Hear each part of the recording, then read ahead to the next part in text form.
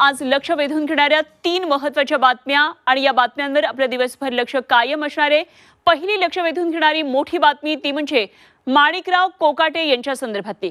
माणिकराव कोकाटे यांच्याकडचं आता कृषी खातं बदलण्यात आलेलं आहे आणि कोकाटेंचं हे कृषी खातं आता दत्तात्रय भरणे यांच्याकडे देण्यात आलंय, तर कोकाटेंकडे क्रीडा खात्याची जबाबदारी सोपवण्यात आली आहे। मात्र कोकाटेंवर केवळ हा कारवाईचा फार झाल्याचा आरोप विरोधकांनी केलाय।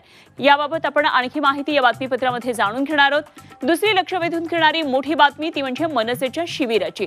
मुंबईमध्ये मनसेचं 1 दिवसीय प्रशिक्षण शिबिर होणार आहे आणि या शिबिरातून राज ठाकरे कार्यकर्त्यांना काय मार्गदर्शन करणार याचा आढावा आपण या बातमीपत्रामध्ये घेणार आहोत।